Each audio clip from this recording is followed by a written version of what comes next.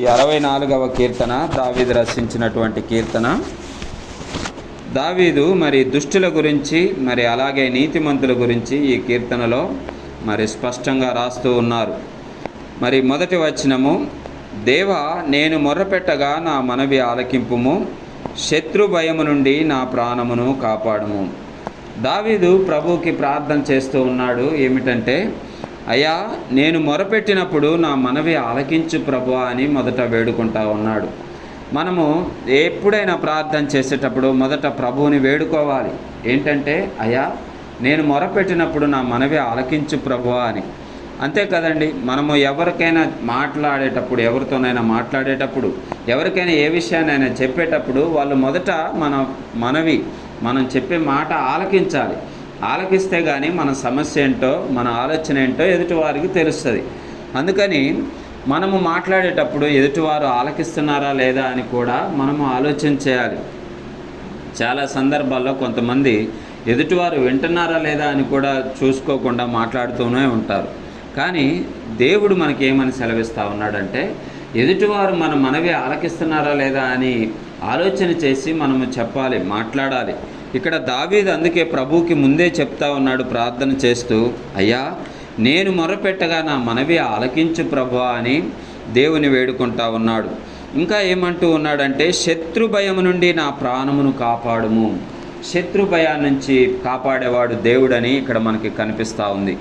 కాబట్టి శత్రువు మన ఎదురుగా ఉన్నప్పుడు, శత్రువు మనల్ని హింసించడానికి, బాధించడానికి పొంచి ఉన్నప్పుడు మనము ఎవరిని ఆశ్రయించాలి, ఎవరికి మనవి చేసుకోవాలి ఆ సమస్యనంటే దేవుడికి మనవి చేసుకోవాలని దావీదు నేర్పిస్తూ ఉన్నాడు.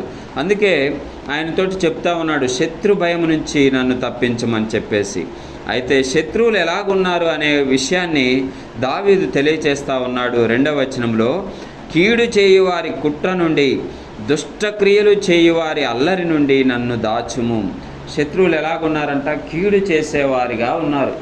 మన చుట్టూ ఉన్న అన్యజనులు కావచ్చు, మన చుట్టూ ఉన్న మనుష్యులు అందరూ మనకి మేలు చేస్తారని లేదండి. చాలామంది మరి మృదువైన మాటలు, తీయని మాటలు మాట్లాడతారు, కానీ లోపల హృదయాంతరంగము వారిది చెడినదై ఉంటుంది. వారు ఎప్పుడు మనల్ని బాధ పెడదామా, లేకపోతే మాటల ద్వారా కావచ్చు, చేతల ద్వారా కావచ్చు, మనల్ని బాధిద్దామా అనే ఉద్దేశంతో శత్రువులు ఉంటారు. వాళ్ళ ఆలోచనలు ఎలాగుంటాయంటే, దుష్టక్రియలు చేయువారు అందరూ వారు చేసే క్రియలు ఎలాగుంటాయంటే దుష్టక్రియలు చేస్తారని చెప్పేసి వాక్యం సెలవిస్తూ ఉంది. శత్రువు అన్యజనులు లేకపోతే దేవుని ఎరుగని బిడ్డలు దుష్టక్రియలు చేసేవారుగా ఉన్నారని, వారి అల్లరి నుండి నన్ను దాచుము అని దేవుని వేడుకుంటా ఉన్నాడు దావీదు. అంటే శత్రువు నుంచి దాచిపెట్టేవాడు మనకి దేవుడు ఒక్కడు మాత్రమే. అందుకే అయ్యా వారి అల్లరి నుంచి, వారి దుష్టక్రియల నుంచి నన్ను దాచిపెట్టు ప్రభువా అని ప్రభువుని వేడుకుంటూ ప్రార్థన చేస్తూ ఉన్నాడు. 3వ వచనంలో, ఒకడు కత్తికి పదును పెట్టునట్లు వారు తమ నాలుకలకు పదును పెట్టుదురు. దుష్ట జనాంగము ఎలాగుంటారనేది దావీదు చెప్తా ఉన్నాడు. కత్తికి పదును పెట్టి ఎలాగైతే మనము దాన్ని వాడతామో, ఒక దుష్టుడు, ఒక మరి ప్రేమ లేనివాడు, ఒక దుర్మార్గుడు ఎలాగుంటాడయ్యా అంటే, కత్తికి పదును పెట్టినట్టుగా నాలుకకు పదును పెడతాడంట. అంటే మాటల చేత మనల్ని హత్య చేసేవాడిగా ఉన్నారు. కాబట్టి దుష్టులు ఎలాగుంటారంటే, వారి నాలుక పదును పెట్టిన కత్తిలాగా ఉంటుంది. వారి నాలుకలకు వారు పదును పెట్టి ఎలాగుంటారంటే ఎప్పుడు మన మీద దూసేవారిగా ఉంటారు. కాబట్టి ఆ దుష్టుల మాటలు మనం లెక్క చేయాల్సిన అవసరం లేదు.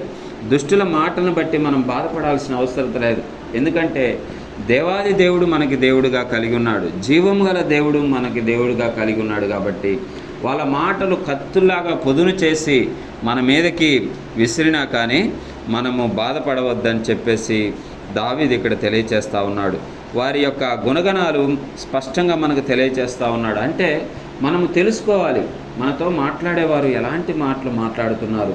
ప్రేమపూర్వకమైన మాటలు హృదయాంతరంగంలో నుంచి మాట్లాడుతున్నారా, లేకపోతే వాళ్ళ తలంపులు దుష్టమైనవై ఉండి మరి కత్తి పదును పెట్టినట్టుగా వారి నాలుకను సిద్ధపరచుకొని మాట్లాడుతున్నారా అనేది మనము కనిపెట్టగలగాలని ఇక్కడ వాక్యము సెలవిస్తూ ఉంది. యథార్థవంతులను కొట్టవలనని చాటైన స్థలములలో చేదు మాటలను బాణములుగా సంధించుదురు.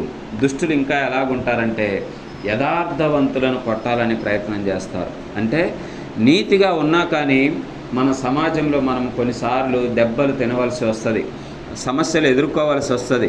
ఎలాంటి సమస్యలంటే వారు చాటుగా ఉండి చేదు మాటలను బాణాలుగా సంధిస్తారంట. ఇదిగో అయ్యో నేను దేవుని ప్రార్థిస్తూ ఉన్నాను, దేవుని నమ్ముకొని యథార్థంగా ఉన్నాను, నాకు అన్నీ మేలులే జరుగుతాయి, అన్నీ మంచి మాటలే నేను ఎదుర్కొంటాను అనడానికి లేదండి.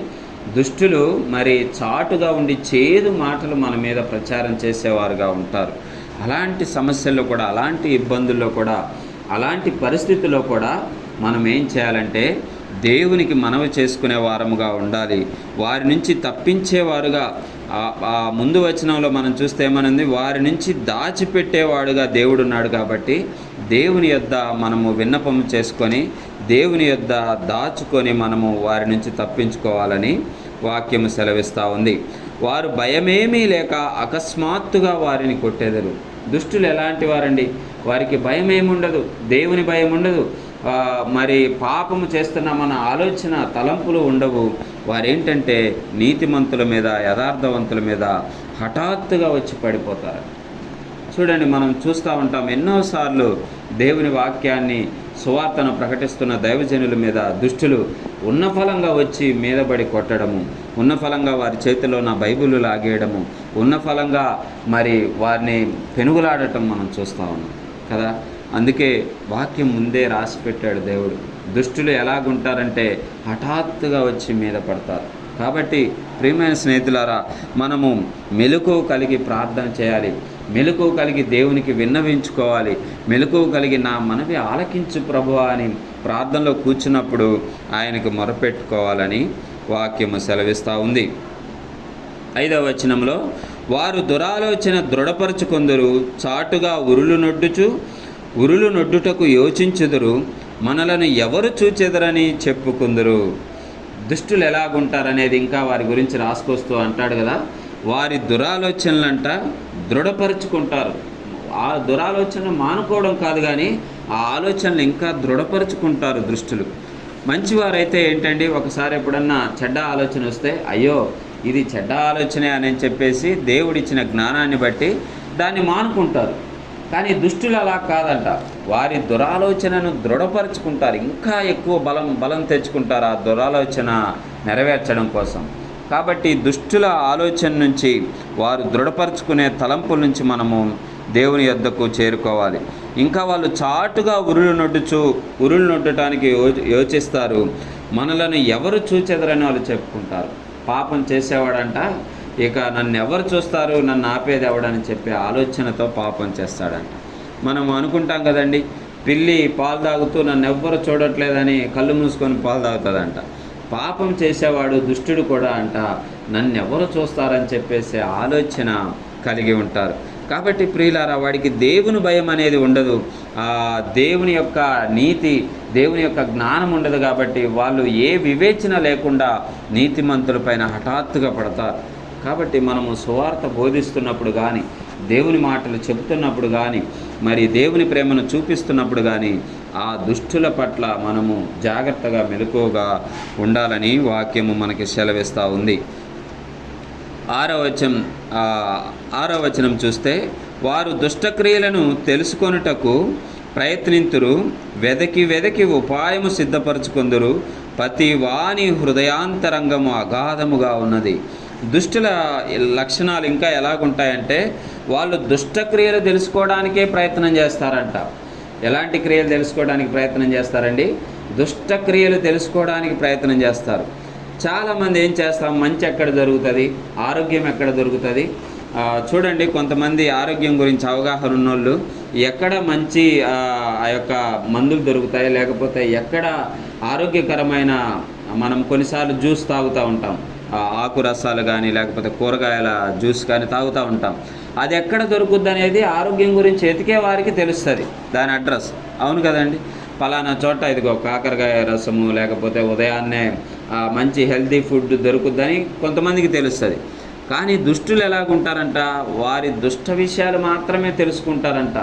చూడండి, చాలామంది ఆ తాగుబోతులు, మద్యపాన ఆసక్తులు ఏం చేస్తారు, వాడికి బార్ ఎక్కడుందో తెలుస్తుంది, ఎక్కడెక్కడ మందులు తాగుతారో, ఏ ప్రాంతంలో చీకటిగా ఉంటాయి అనేది వాళ్ళకి తెలుస్తుంది. కాబట్టి ప్రియులారా, మనము దేవుణ్ణి వెతికే వారముగా ఉండి ఇటువంటి దుష్టక్రియలు చేసేవారిని గమనిస్తూ ఉండాలి, దూరంగా ఉండాలి వారికి. వారు ఒడ్డే వలలకి మనము చిక్కుకొనకుండా మెలకువ కలిగి ప్రార్థన చేసేవారముగా ఉండాలి. వారి బాణములను తప్పించుకునే వారముగా ఉండాలని వాక్యము సెలవిస్తూ ఉంది. 7వ వచనంలో చూస్తే, దేవుడు బాణముతో వారిని కొట్టును, వారు ఆకస్మికముగా గాయపరచబడిదరు. హల్లెలూయా. ఇక్కడ దుష్టులు చేసిన క్రియలన్నీ, వాళ్ళ లక్షణాలన్నీ పైన చెప్పుకొస్తూ దేవుడు వారి పట్ల ఎలాగ చేస్తాడనేది దావీదు గారు చెప్తా ఉన్నారు. ఏంటంటే, బాణముతో వారిని కొట్టును, వారిని ఆకస్మికముగా గాయపరచబడెదరు. వారు కూలెదరు, వాళ్ళు కూలుటకు వారి నాలుకే కారణము, వారిని చూచువారందరూ తలలు ఊచెదరు. దుష్టులు అలాంటి క్రియలు చేస్తూ ఉన్నారు కదా. అయితే దేవుడు వారి పట్ల ఎలాంటి ప్రణాళిక కలిగి ఉన్నాడంటే, వారిని బాణములతో కొడతాడంట, ఆకస్మికముగా గాయపరచబడెదరు. వారు కూలెదరు, కూలుటకే వారి నాలుక కారణమాయను, వారి నాలుకే కారణమాయను. దుష్టుల నాలుక వారి నాశనానికి దారితీస్తుందండి. అందుకే మనము చాలాసార్లు నాలుక నుంచి వచ్చే మాటను జాగ్రత్తగా వాడాలి. కొన్నిసార్లు తొందరపడి టక్కుమని అనేసి అయ్యో తప్పైపోయిందయ్యా, మేము పొరపాటున అనేసామని చెప్పేసి అంటాం. కానీ మనం నేర్చుకోవాల్సిన పాఠం ఏంటో తెలుసా? నాలుకను చాలా జాగ్రత్తగా వాడాలి. అది దాని నుంచి విడుదలైన మాట మళ్ళీ మనం వెనక్కి తీసుకునలేం. అందుకే దుష్టుల గురించి చెప్తూ ఏమంటా అన్నాడంటే, వారి నాలుకే వారి నాశనానికి కారణం. కాబట్టి మన నాలుకను మనము జాగ్రత్తగా ఉంటే అనేకమైన నాశనాల నుంచి మనం తప్పించుకోగలుగుతాం, అనేకమైన పాపముల నుంచి మనం తప్పించుకోగలుగుతాం. అందుకే దావీదు సాట అంటాడు, నా నోటికి నేను చిక్కం ఉంచుకుంటాను అని చెప్పేసి. ఎందుకు తొందరపడి మాట్లాడకూడదండి? ఏ విషయంలో కూడా మనము తొందరపడి మాట్లాడకుండా జాగ్రత్తగా నాలుకను కాచుకోవాలి, నోటిని కాచుకోవాలి. అలాగా కాచుకోకపోతే వారు ఎప్పుడు కోరుతారో వాళ్ళకే తెలియదంట. అకస్మాత్తుగా గాయపరచబడతారు. వారు ఎప్పుడు కూలిపోతారో వారికే తెలియదన్నట్లుగా ఇక్కడ వాక్యం ఉంది. 9వ వచనంలో, మనుషులందరూ భయము కలిగి దేవుని కార్యములు తెలియజేయుదురు, ఆయన కార్యములు చక్కగా యోచించుకొందురు. నీతిమంతులు యెహోవాను బట్టి సంతోషించుచు ఆయన శరణు జొచ్చెదరు, యథార్థ హృదయులందరూ అతిశయిల్లుదురు. పైనంతా దుష్టుల గురించి చెప్పుకొస్తూ వారి నాశనం ఎలాగ జరుగుతుందో, దేవుడు వారిని ఎలాగ శిక్షిస్తాడో చెప్తూ దావీదు నీతిమంతుల గురించి ఒక వాక్యం రాశాడు ఇక్కడ. నీతిమంతులు యెహోవాని బట్టి సంతోషించుచు ఆయన శరణు జొచ్చెదరంట. అంటే మన చుట్టూ ఉన్న దుష్టులు మాట్లాడే మాటలు పట్టించుకొనకుండా అంటారు చాలామంది, ఆ మాట అంటారు, ఈ మాట అంటారు. మనం అంటుంటాం కదా, వాళ్ళ మాటలకు నా హృదయం పగిలిపోయింది, నా గుండె పగిలిపోయింది, అంత మాట అన్నారు నన్ను అని చెప్పేసి అంటూ ఉంటాం కొంతమంది గురించి. అయితే దాని గురించి బాధపడొద్దు, వారి గురించి మనం చింతించొద్దు. కానీ దేవుడు చెప్తున్న మాట ఏంటంటే, అయితే నీతిమంతులు యెహోవాని బట్టి సంతోషించుచు, అంటే దుష్టుల మాటలను బట్టి వాళ్ళ నాలుక పదును పెట్టి మన మీదకు దూసినా, ఎలాంటి పరిస్థితుల్లో మాట్లాడినా కానీ మనం ఏం చేయాలంట? నీతిమంతుడిగా ఉండదలిస్తే, నీతిమంతుడైతే ఏం చేయాలంటే దేవుని గురించి యెహోవాని బట్టి సంతోషించుచు ఆయన శరణు జొచ్చాలి. అంటే మనం ఆయన పాదాల యొద్దకు రావాలి. వాళ్ళతోటి గొడవాడొద్దు, వాళ్ళతోటి వాదించొద్దు, దుష్టులతోటి పోరాడాలని ప్రయత్నం కూడా చేయొద్దు. మనం అంటాం, అసలు వాడిని ఎలాగ ఎదుర్కోవాలి, వాడు అన్న మాటకి ఎదురు మాట ఎలా చెప్పాలి, ఎలాగా మరి వాడికి బుద్ధి చెప్పాలని ఆలోచన చేస్తూ ఉంటాం మనం. కానీ అది మన పని కాదని చెప్పేసి దేవుడు స్పష్టంగా చెప్తా ఉన్నాడు. బుద్ధి చెప్పే పని మన పని కాదండి. మనమేం చేయాలంటే యెహోవా మాట విని యెహోవాను బట్టి సంతోషించుచు ఆయన శరణు జొచ్చాలి. అంటే ఆయన పాదాల యొద్దకు రావాలి.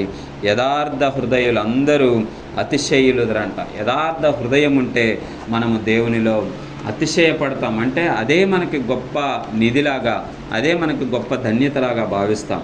కాబట్టి యథార్థ హృదయం కలిగి ఉండటం మనకి ధన్యతని భావించి యెహోవాని బట్టి సంతోషించుచు ఈ దుష్టులు మాట్లాడే వారి మాటలన్నింటి నుంచి మనము జాగ్రత్త పడుతూ, వారి నాలుక పదును బట్టిన నాలుక, వారు చాటుగా ఉరులు ఒడ్డుతారు నాశనం చేయాలని, కానీ వీటన్నింటినీ తప్పించుకొని మనమైతే దేవుని బట్టి సంతోషించుచు ఆయన శరణు జొచ్చాలని ఇక్కడ దేవుని వాక్యం సెలవిస్తూ ఉంది.